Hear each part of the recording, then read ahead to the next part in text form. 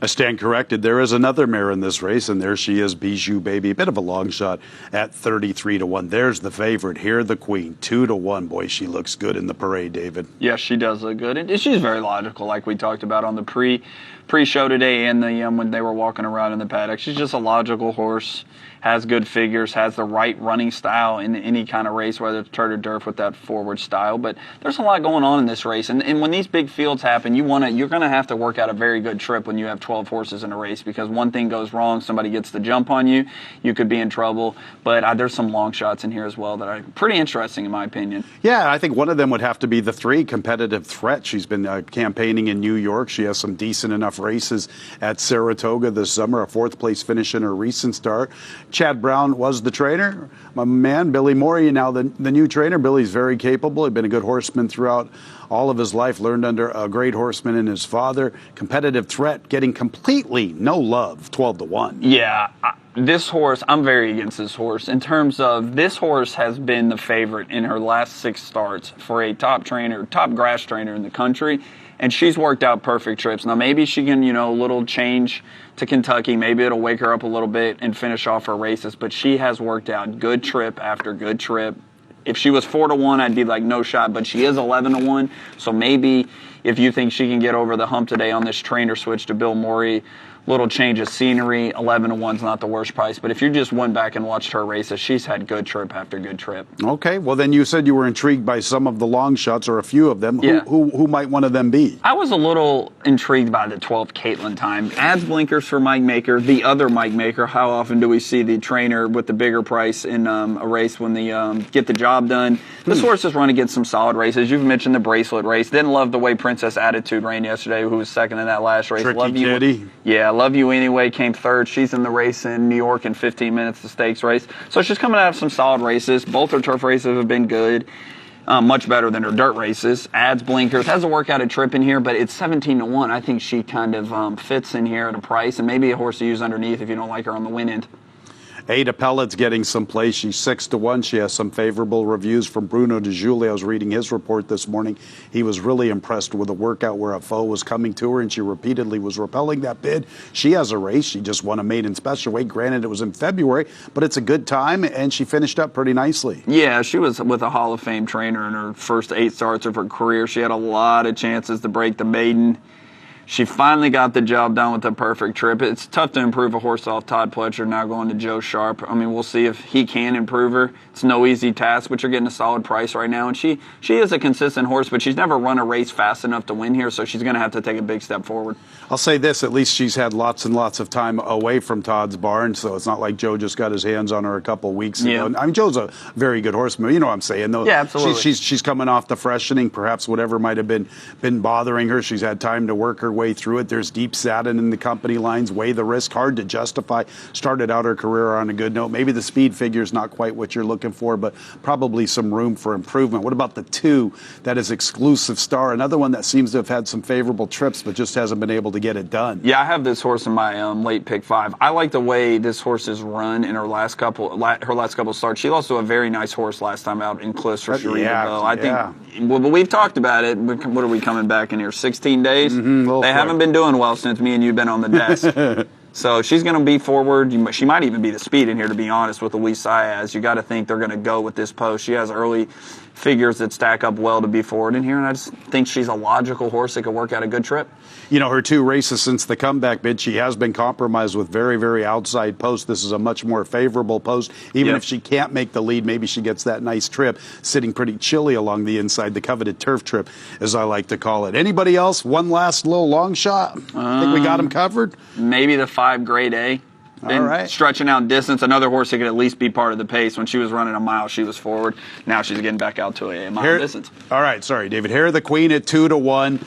Our top pick, the 10, Tuta La Vita. She's 5-2. She's getting a lot of tote support, and just like that, they are both 2-1 vying for favoritism. David, look at the size of this late pick 5. You got a ticket out there for the fans. All right, get your wagers in. Getting close to post time for the 6th here at Churchill Downs.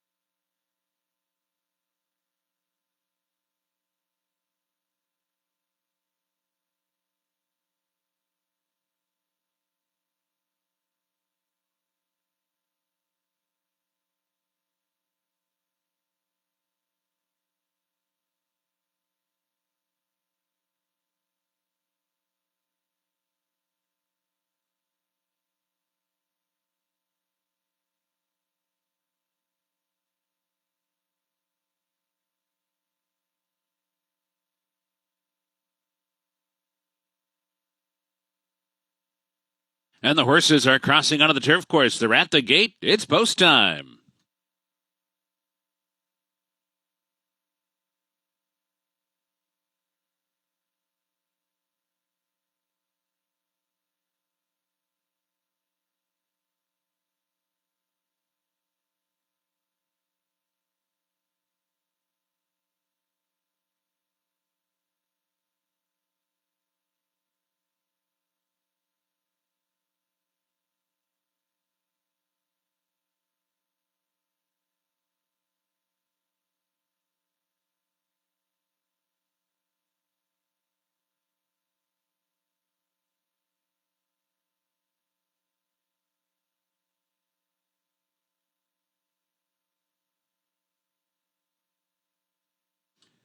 Waiting for Caitlin time.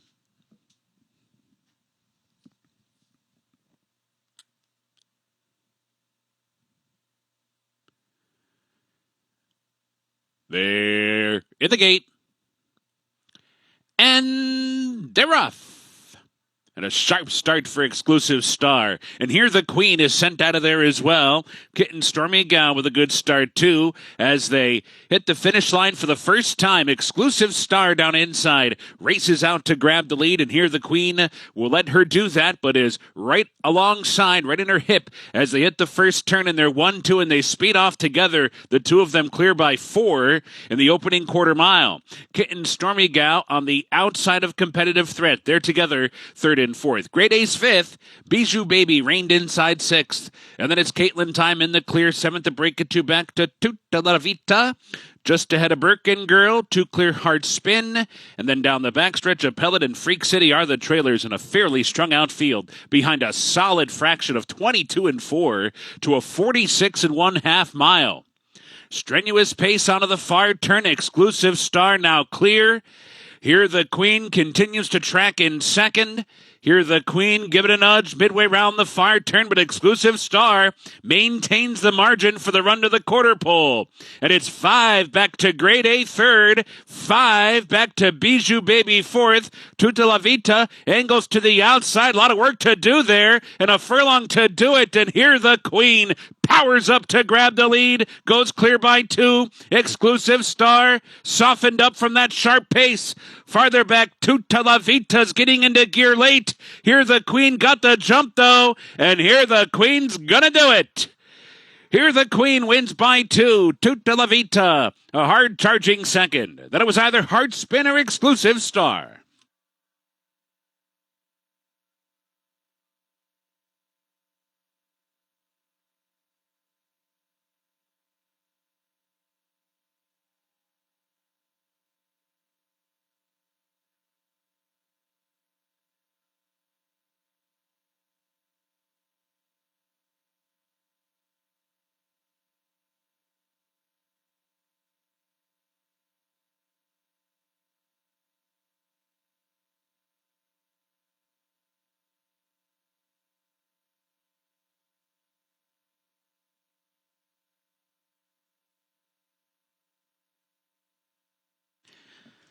Number 7, Here the Queen first. Number 10, Tutta La Vita was second. Photo for third.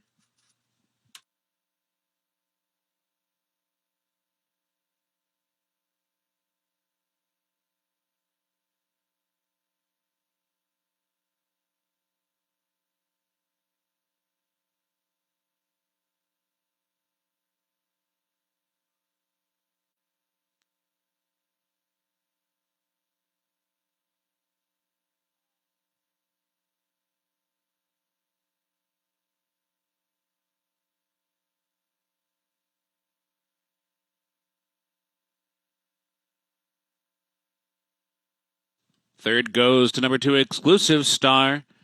4, Hard Spin, fourth, and 8, the Pellet was fifth.